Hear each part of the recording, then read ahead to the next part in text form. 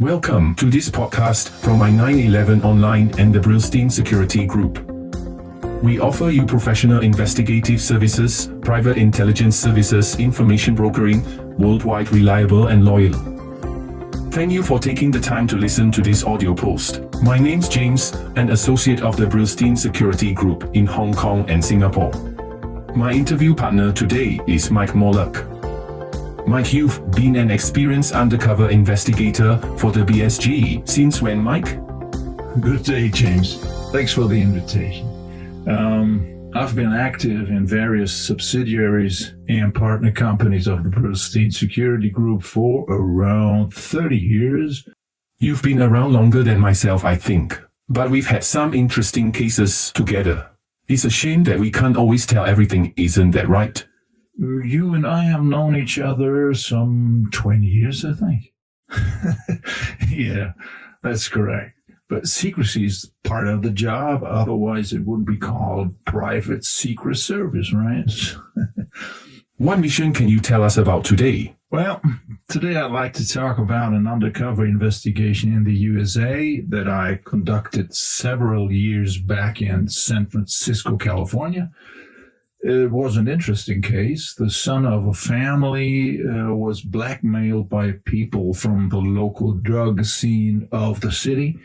The blackmailers were small fish, not really important figures of the local underworld or anything, but they had certain information about this client's son, which they used to extort money. And how did you then solve the problem for the client? Well, I went undercover into the environment of the crooks in question. It wasn't difficult because they were dealing drugs. They were really low-life guys who lived in flop houses, that is, homeless shelters. And my job was to provide evidence about the activities of these drug dealers that the police could use to then take these people down. So evidence proving these guys were dealing drugs. Yes, but in order for the police to be really interested in these crooks, information had to be provided also about who supplied these guys and where the drugs came from. And were you successful at it, Mike? Yeah, I was able to provide the necessary information and evidence within about 3 days or so.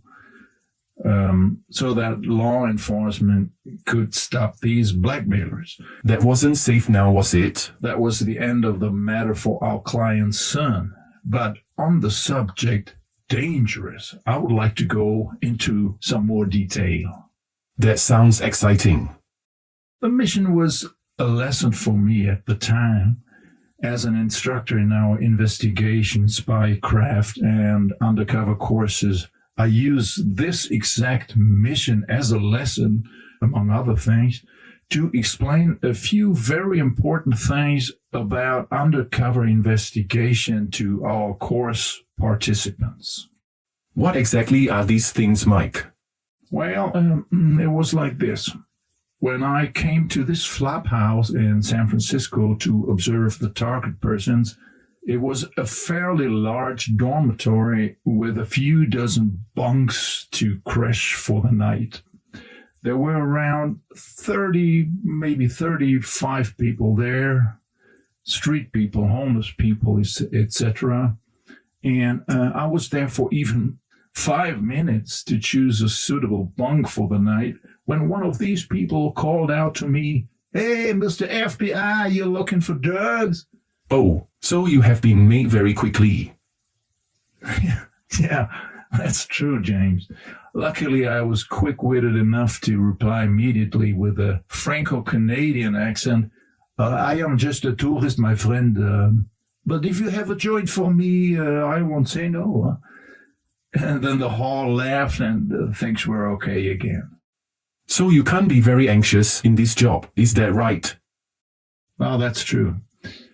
But above all, I was able to draw a few lessons from the situation that were important to me and that can also help our participants in the Brillstein security training courses to avoid unpleasant situations. And then what exactly are those teachings, Mike? The topic of this little lesson is what screams, "I am an undercover investigator," the most.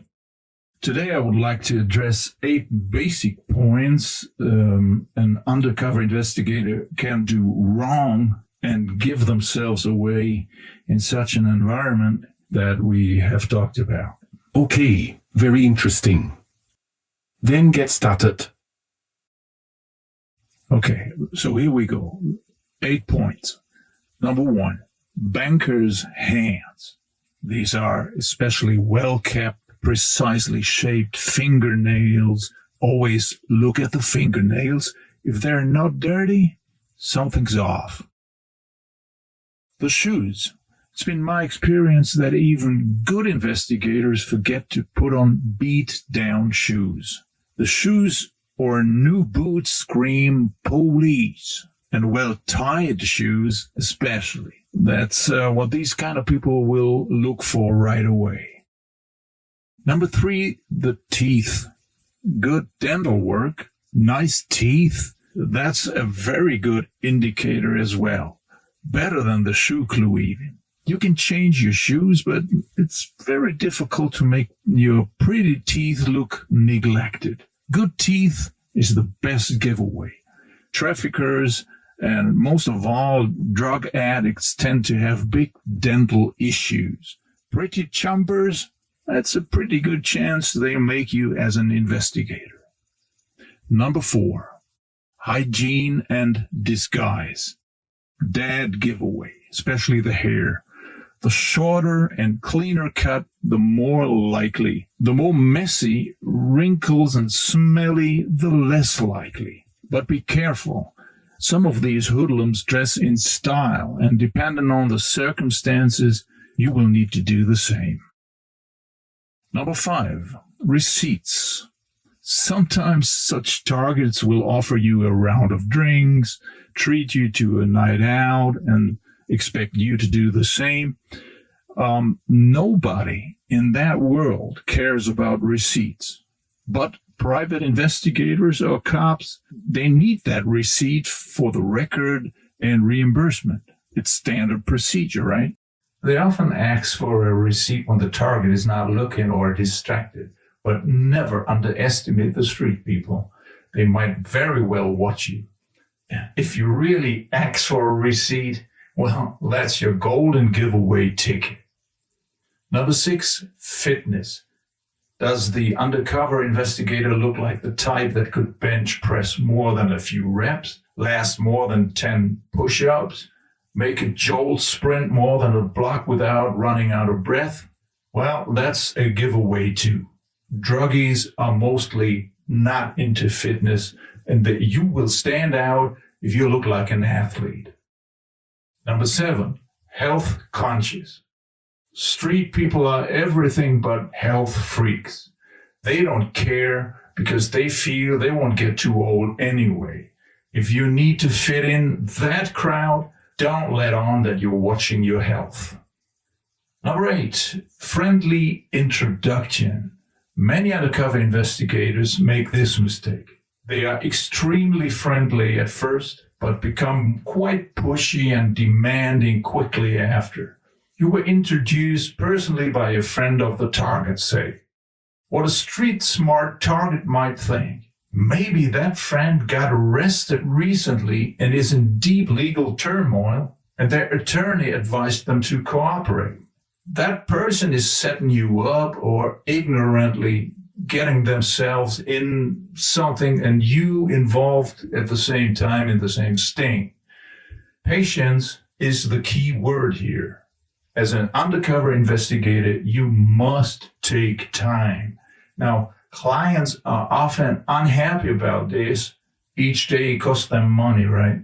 But explain this to them until they understand and accept that time and patience are prerequisites. It's really important if you want to stay alive as an undercover operator. Well, Mike, that was really interesting. Do you have any more advice like this? Yeah, I have other useful tips, but that might be a topic for our next conversation then. Great. Looking forward to chatting with you again. Then thank you for sharing this important knowledge with us today. Anytime, James. I'm also looking forward to the next round. And a big thank you to everyone who is listening. I would be happy if you would join us soon for the continuation of this podcast with Mike's next exciting tips. This is James from Brillstein Security Group, East Asia. Stay safe and healthy. And if you have any questions about investigative services or professional training, please feel free to contact our team at any time. Best wishes for today.